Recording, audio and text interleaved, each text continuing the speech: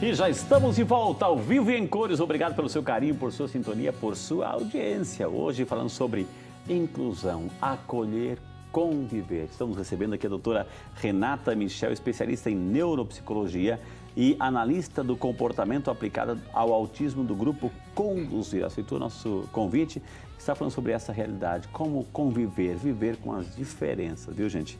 Para Deus ninguém é descartado não, viu, gente? Para Deus ninguém é descartado, todo mundo é especial para Deus. Oxalá pudéssemos também dizer isso um para o outro, viu? Hoje, esses primeiro e segundo bloco, a gente está falando sobre autismo, mas tem muito mais informação. Doutora, eu terminei o bloco passado falando de uma situação de um adolescente, né, que autista. Interessante, ele era muito metódico, doutor, muito metódico, assim, o autista tem essa característica de ser metódico, assim, regrado, é isso, né? Isso, ele tem essa tendência a um comportamento rígido, às vezes até obsessivo, E aí esse menino, doutora, ele sabia todas as escuderias dos pilotos da Fórmula 1, tipo de carro, o desenho dos carros, ou seja, ele tinha esse foco. A pergunta é, lá na frente ele pode ser um grande piloto, pode ser um grande mecânico, ou esse foco também é movimentando, lá na frente ele vai ter outro foco para outra coisa? Vai depender muito das capacidades intelectuais desse indivíduo. Então, e não só disso, tá? Quando a gente fala em prognóstico de um indivíduo autista, a gente está falando em basicamente 3 fatores. O primeiro, lógico, as condições intelectuais. Então, como eu disse, se ele tiver só autismo, mas não tiver uma condição de deficiência intelectual associada, a gente está falando de uma criança que pode sim aprender e aprender muito. Olha tá? só. Aí, mas também não só isso. Então, a questão da intelectual, se ele tiver a terapia correta, na idade correta, e para isso a gente precisa de um diagnóstico correto, precoce, que é o que a gente estava falando antes, né? Então, hoje, a terapia que é indicada pela Organização Mundial de Saúde, reconhecida como a terapia que tem mesmo uma melhora para o quadro, é a terapia ABA, que é a terapia comportamental, né?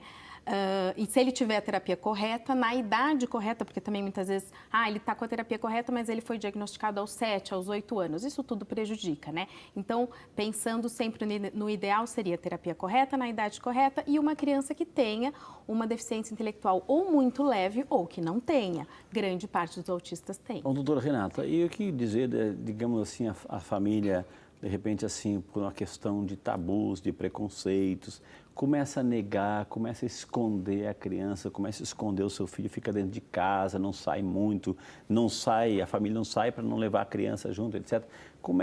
Por que existe essa realidade assim? A criança tem que ficar em casa ou tem que mostrar e tem que enfrentar ou tem que buscar ajuda, doutora? Sempre a melhor escolha é o enfrentamento. Lógico que num primeiro momento a família às vezes não vai querer enxergar, né? Ninguém planeja ter um filho com qualquer dificuldade, né? Então, isso tem, o terapeuta que acolhe essa família num primeiro momento, ele tem que ter essa sensibilidade em saber que não é algo fácil, principalmente se essa criança está com 1 aninho e meio, 2, é muito pequenininha. Mas o melhor caminho é o da aceitação, não ficar em casa, não querer colocar em escola especial, querer sim que a criança frequente a escola junto com as outras crianças, enfim, que não tem nenhum diagnóstico, a escola regular. Ir para as ruas, a gente vai ver, acho que nesse sábado, graças a Deus, muitas famílias indo para as ruas, porque vão ter muitas caminhadas em São Paulo, na Paulista, em outras cidades, enfim. Então, as famílias levando, inclusive, seus filhos. Já está colocando uma agenda aí, vai ter uma atividade? Sempre tem. Quando tem, por exemplo, agora caiu numa segunda-feira o dia da conscientização, hoje. Então, no final de semana seguinte, sempre nas principais capitais ou nas principais cidades do país, tem alguma paz ou alguma ONG, sempre organiza caminhadas. Para conscientização. Exato. Gente, não é caminhada política não, gente, não. É para derrubar quem, para impeachment, não, é caminhada de conscientização para essa realidade da acolhida aí, do conviver com as diferenças, viu? Doutora, a gente foi às ruas, já que a senhora falou de rua, a gente foi às ruas aqui, o povo pergunta, o povo tem voz, o povo tem vez aqui no Vídeo de Saúde.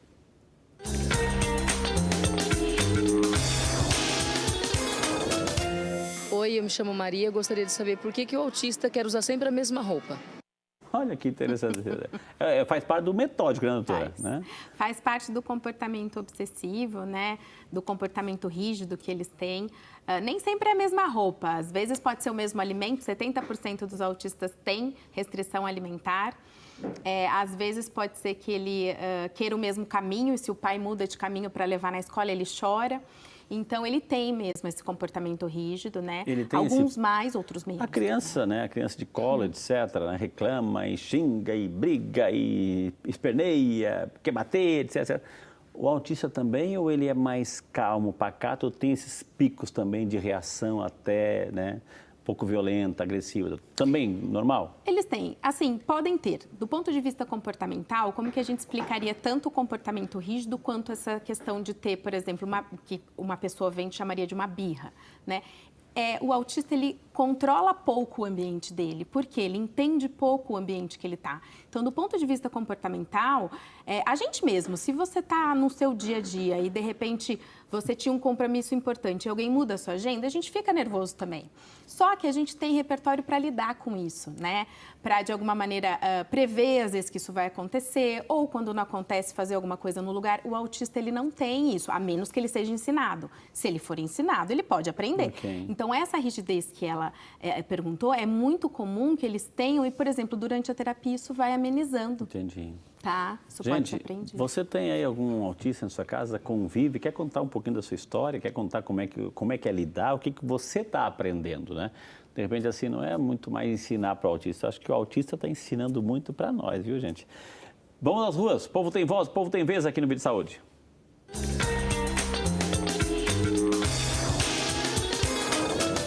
Eu sou Simone, eu gostaria de saber se o autista ele tem dificuldade em sentir dor e como isso acontece. Interessante, doutora. E daí, como é a reação diante de uma dor, de uma febre, de uma dor de barriga, enfim, um problema físico aí, doutora? Sim. Bom, sim, Simone, ele pode ter, né? Lógico, quando a gente fala de autismo, a gente sempre tem que pensar na palavra pode, porque a gente está falando de indivíduos que têm muito e outros que têm pouco da mesma característica. Mas é comum isso sim. A gente tem só que diferenciar duas questões. Primeiro, a dificuldade ou a diferença, eu diria mais diferença nesse caso, em processar a dor, né? Então, ele não é que ele não sente, mas ele talvez sinta de uma maneira diferente do indivíduo típico, né? Isso é uma questão neurológica, tá? E, às vezes, ele sente e não sabe expressar, que daí é uma outra questão também. Então, quando uma criança está muito irritada, está passando por um período onde alguns comportamentos, até mesmo de birra, estão acontecendo com uma intensidade acima do normal e tal, a primeira coisa que a gente tem que questionar são as questões físicas. Por quê? Se ele, por exemplo, não fala, ele não vai comunicar que ele está com dor e o comportamento dele vai se alterar. Entendi. Eles têm alterações gastrointestinais muito frequentemente. Então, eles vão ter, por exemplo, dor de barriga e não vão saber comunicar isso.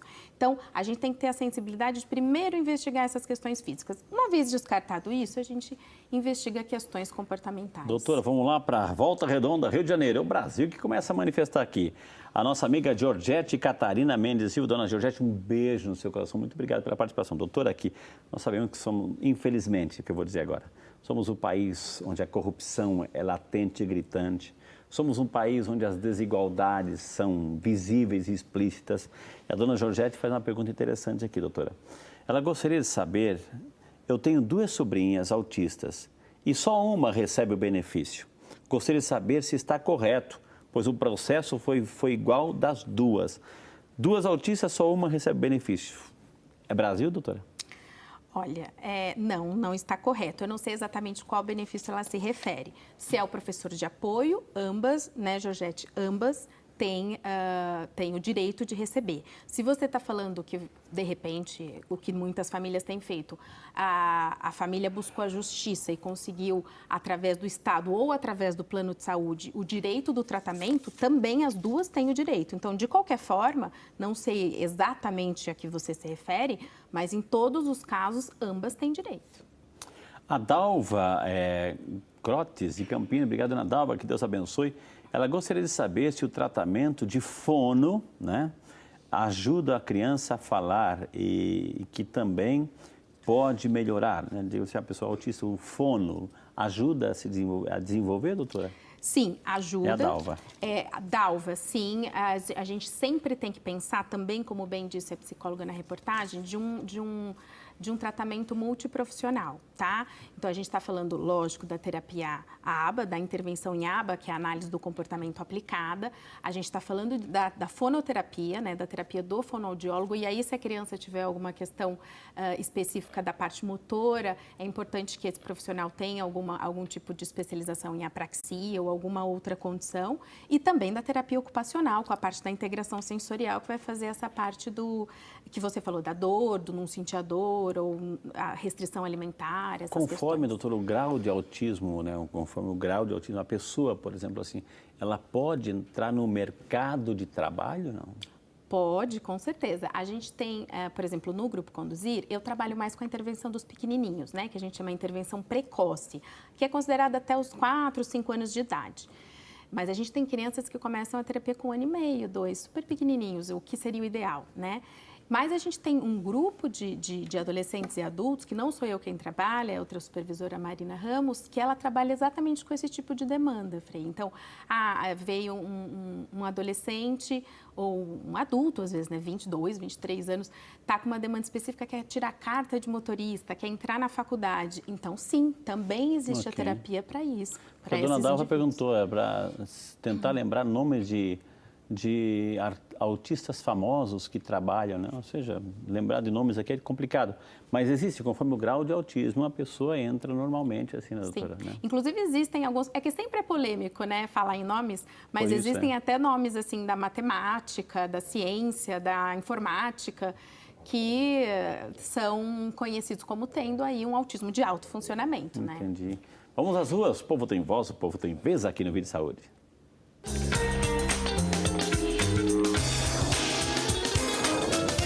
Eu me chamo Fernando. Eu gostaria de saber se é verdade que o autista tem facilidade na área de matemática e exatas. E por quê? Vamos falar, então. Tem habilidade, doutora? Quando ele foca ali? Eles têm quando eles têm essas capacidades cognitivas, como eu falei, eles têm sim uma capacidade em memorizar. Então, como você falou, montar um carro, saber montar um motor de carro, coisa que pra gente às vezes é super difícil. Eu tenho crianças, por exemplo, de 2 aninhos que fazem a primeira avaliação com a gente e têm dificuldades na comunicação, na interação social, no brincar, mas sabem os números até 50, coisa que com 2 anos não precisaria saber. Olha, gente, assim, né? ela pediu, a dona Dalva pediu para citar o nome de um famoso, né? Gente, né, simplesmente, disseram aqui a nossa equipe, que entende muito disso, né? Simplesmente o maior jogador de futebol de todos os tempos. É um argentino, chama-se Lionel Messi, né? E tudo indica que o Messi também tem graus de autismo. É o famoso Messi, o melhor jogador do planeta, né? O maior jogador do planeta está aí, Messi. É um famoso, né, doutora? Sim, sim, ele é muito famoso. Sempre quando se fala dos famosos, vamos dizer assim, foi o que eu falei, existe essa relutância em tem, não tem e tal. Mas não há dúvida de que eu acredito, na verdade, tem um pesquisador em ABA que ele diz que ainda a gente vai descobrir que muitos são, né? Como essa pessoa que eu falei se auto-identificou no programa de rádio e tal, porque realmente é mais comum do que a gente imagina. Olha que maravilha. Dá tempo ainda? Mais uma pergunta? Vamos lá, vamos aproveitar aqui esse bloco do autismo. Vamos lá.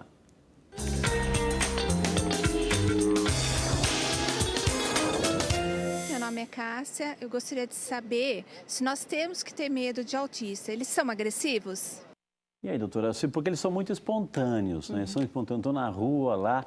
Então, eu conheço um jovem que tem, assim, 26 anos. Então, é um doce de pessoa, assim. Mas ele está na rua, ele tem, assim, uma sensibilidade, assim, uma espontaneidade, um afeto tão grande que ele cumprimenta as pessoas, vai lá e passa a mão no rostinho, etc. Não faz mal. Algumas pessoas se assustam, doutor. E daí, como reagir? Bater, não, pelo amor de Deus, hein? Né? Isso jamais. Os autistas, eles podem ser agressivos, assim como qualquer um de nós pode ser agressivo. Por quê?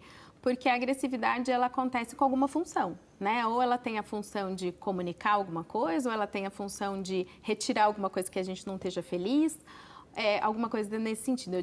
Tinha um supervisor meu na Inglaterra que ele costumava brincar, ele falava, se você estivesse na China, não soubesse falar uma palavra de chinês, estivesse privado de comida, de água, não pudesse sinalizar que você quer ir no banheiro, provavelmente você começaria a apresentar algumas estereotipias e talvez até alguns comportamentos agressivos. Então, é interessante porque ele conseguia mais ou menos tentar fazer com que a gente se colocasse nesse papel.